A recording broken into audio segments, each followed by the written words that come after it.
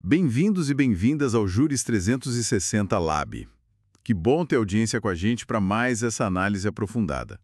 Hoje nosso foco é em decisões bem recentes do Supremo Tribunal Federal, do informativo 1158.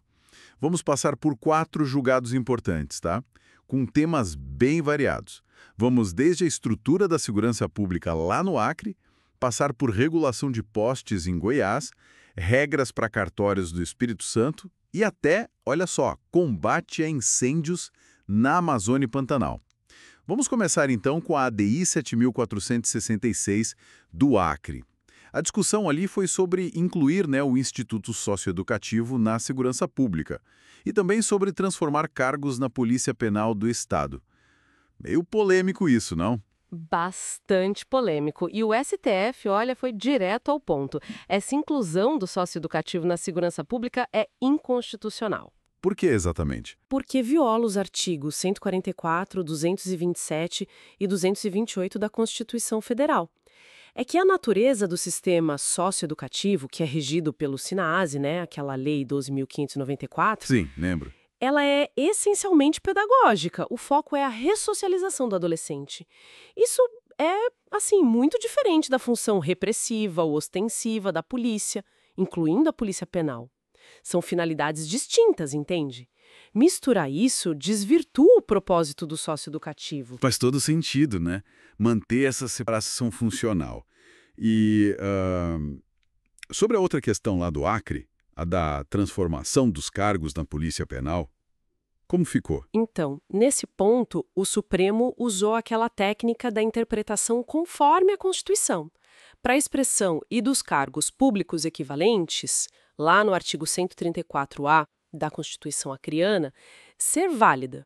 Certo. Precisa existir uma equivalência real, ou seja, as atribuições dos cargos extintos e dos novos têm que ser as mesmas, os requisitos de escolaridade iguais e a remuneração também idêntica. Sem essa equivalência concreta, aí não vale. A decisão foi unânime, viu? Reforçando bem esses critérios. Entendi.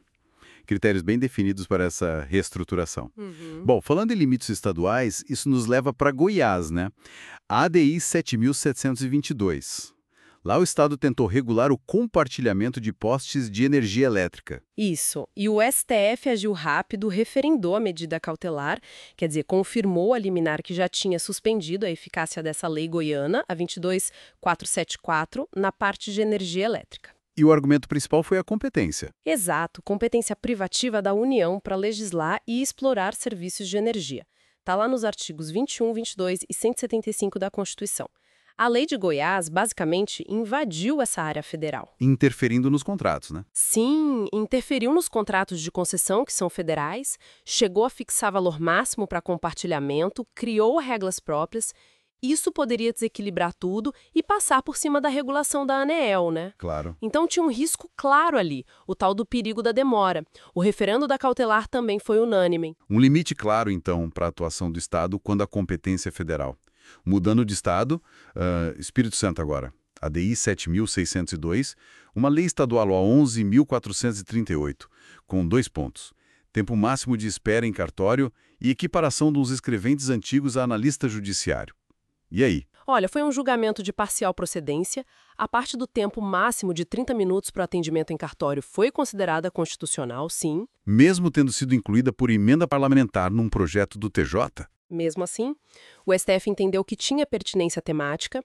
O projeto original era sobre reestruturar e dar mais eficiência aos serviços dos cartórios, o que está ligado ao princípio da eficiência, lá do artigo 37 da Constituição, né? E também não viram invasão da iniciativa do judiciário nesse ponto. Ok, a regra do tempo de espera, tudo certo. Mas e a equiparação dos escreventes? Essa parte parece mais complicada. Essa parte não. Foi declarada inconstitucional. A lei queria equiparar escreventes juramentados, aqueles admitidos por concurso antes da lei dos cartórios de 94, sabe? Com vínculo CLT com o cartório. Sim, sei. Eles queriam equipará-los ao cargo de analista judiciário especial, que é um cargo efetivo do quadro do TJ. Isso aí bate de frente com a regra do concurso público específico para o cargo, artigo 37, inciso 2º da Constituição. Não tem como. Mesmo que eles tivessem feito algum concurso para o TJ na época. Não por parva. O vínculo deles era seletista, com a serventia. Não eram servidores estatutários do judiciário. Então, não dava para fazer essa transposição ou equiparação. Nesse ponto, a inconstitucionalidade foi unânime também. Entendido, o concurso público é a barreira mesmo. Bom, para a gente fechar este bloco, vamos para a ADPF 743 do DF. Essa trata daquele problemão que é o combate a incêndios e desmatamento na Amazônia e no Pantanal, né? Isso, um caso típico de litígio estrutural, que demanda ações coordenadas, complexas. A decisão aqui foi o referendo de uma liminar que suspendeu outros processos sobre o mesmo tema que estavam correndo em instâncias inferiores, lá em Rondônia, Pará, Amazonas. Ah, para centralizar a discussão, então. Exatamente. A ideia do STF foi concentrar as decisões para garantir que as medidas estruturais, que já tinham sido determinadas na própria ADPF 743, fossem implementadas de forma uniforme e eficaz, sabe? Entendi. Para não ter decisões conflitantes atrapalhando. Isso, evitar que decisões locais isoladas prejudicassem a estratégia nacional contra as queimadas e a reestruturação de órgãos como o pré-fogo. Foi uma medida para garantir coesão e efetividade das ordens do Supremo, nesse caso super complexo. O referendo também foi unânime. Ufa, quanta coisa nesse informativo. Vimos o STF delimitando bem o espaço dos estados frente à Constituição, né? Seja na organização interna, como no Acre, seja na competência para legislar, como em Goiás, ou nas regras para serviços e servidores, como no Espírito Santo. E coordenando ações em problemas nacionais gigantescos, como na ADPF 743. Exato. Foram esses, então, os destaques deste primeiro bloco de análise do informativo 1158 do STF, aqui no Juris 360 Lab. A gente se vê no próximo bloco. Olá, bem-vindos a mais uma análise aqui no Juris 360 Lab. Hoje, vamos mergulhar em decisões bem importantes do STF, que saíram no informativo 1158, agora de novembro de 2024. Isso aí! Vamos comentar sobre perícia criminal, regime de servidor público e até vacinação obrigatória em município. Tem bastante coisa interessante. Exato. A ideia é descompactar esses julgados, entender o que ficou decidido e por quê. Vamos lá. Vamos! Começando então pela perícia criminal. Tivemos decisões importantes aí, né? ADI 4.354, um recurso do Maranhão, ADI do Rio Grande do Sul, tudo girando em torno da Lei 12.030 de 2009. Exatamente. A ADI 4354 foi a principal. O STF disse, olha, essa lei federal que dá as normas gerais para a perícia no Brasil todo, ela é constitucional. Certo? Não tem problema de ter sido proposta por parlamentar, nem a omissa por não listar, tipo, todas as categorias de perito, sabe? Papiloscopista, bioquímico. Ah, entendi. Ela dá uma base, né? Isso, uma base nacional. E garante o essencial, autonomia técnica, científica e funcional. Isso é chave para a qualidade da prova pericial, né? Para a imparcialidade. Com certeza. Mas aí, como o Supremo viu as leis de alguns estados que tentaram talvez ir um pouco além, tipo o Maranhão e o Rio Grande do Sul, buscando mais autonomia financeira ou outras coisas? Ótima pergunta. No caso do Maranhão, tinha uma lei estadual querendo dar autonomia orçamentária e financeira total para a perícia, quase como um órgão independente. Sei. O STF usou a interpretação conforme. Disse que a lei vale, mas com ajuste. A perícia tem que ter, sim, verba própria no orçamento, gestão desses recursos para garantir a autonomia técnica e científica. Mas não uma autonomia administrativa e financeira plena, total, desvinculada da estrutura do Estado, sabe? Tem que ter um controle, uma ligação. Né?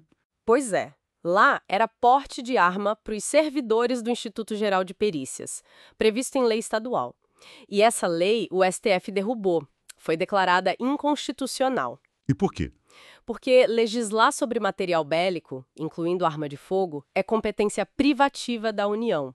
Está lá na Constituição, o artigo 22. Então, o Estado não pode criar regra própria para isso. O porte funcional dos peritos segue a lei federal, tipo o Estatuto do Desarmamento. Claríssimo. Mudando de assunto agora. ADI 2135, essa é antiga, né? Sobre a Emenda Constitucional 19, da Reforma Administrativa, e o fim da obrigatoriedade do Regime Jurídico Único, o RJU. Essa mesma. O RJU era aquela regra que obrigava a União, estados, municípios a terem um único regime para os seus servidores. Geralmente, o estatutário. Certo. A emenda 19, lá de 98, acabou com essa obrigatoriedade, permitiu contratar pela CLT também, né? A ADI questionava se a votação dessa emenda lá na Câmara tinha seguido as regras. Falava de destaque de votação, redação do vencido. Uns detalhes técnicos do processo legislativo.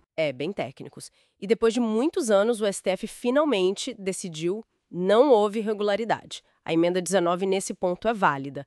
Isso meio que consolida aquela ideia de flexibilização na administração que começou lá atrás. E os efeitos práticos disso agora? Validar só agora, depois de tanto tempo? Como ficam os servidores contratados como seletistas nesse meio tempo, por exemplo? Exato. Esse é o risco. Por isso o STF modulou os efeitos. A decisão vale ex nunc, ou seja, daqui para frente. Não retroage. Não retroage. Fica proibido converter automaticamente para estatutário quem entrou como seletista enquanto a emenda estava suspensa por liminar. A ideia é evitar um caos administrativo e previdenciário, né? Manter a segurança jurídica. Faz todo sentido. Bom, para fechar, a ADPF 946. Essa foi sobre uma lei lá de Uberlândia, Minas Gerais, que proibia a vacinação compulsória contra a Covid-19 e também a exigência de comprovante. Isso. E o STF declarou essa lei municipal inconstitucional. O ponto principal foi: a lei violava o dever do Estado de proteger a saúde pública, que está na Constituição. E o tribunal reforçou aquela diferença, né, entre vacina compulsória e forçada. Fundamental. Compulsória não é forçada. Compulsória pode ter medidas indiretas, tipo exigir comprovante para certas coisas, como a lei federal previu, mas ninguém pode ser obrigado fisicamente a se vacinar. Entendi. A Lei de Uberlândia, ao proibir até as medidas indiretas, ia contra a saúde coletiva e também invadia a competência da União de definir normas gerais de saúde. Mostra bem o limite da autonomia municipal em temas de impacto nacional, né? Perfeito. Então, recapitulando rapidinho. STF validou a Lei Geral da Perícia, mas barrou a autonomia financeira total e porte de arma por lei estadual. Confirmou o fim da obrigatoriedade do RJU, mas só para frente. E derrubou a lei municipal que é contra a Política Nacional de Vacinação. É isso. Exatamente. Essas decisões mostram bem como funciona o nosso federalismo, né? Essa tensão constante entre ter regras nacionais para garantir direitos e padrões e, ao mesmo tempo, o espaço dos estados e municípios. O STF fica ali mediando isso tudo. Uma ótima síntese. Foi uma análise muito rica desses julgados do informativo 1158. Com certeza. Agradecemos muito a quem nos acompanhou. Não deixem de se inscrever e interagir aqui no canal Juris 360 Lab. E fica a reflexão. Agora que a emenda 19 foi validada de vez nesse ponto do RJU, será que outros debates sobre flexibilização na administração pública ganham força? O que mais pode vir por aí? Boa pergunta para se pensar. Fica a questão. Até a próxima.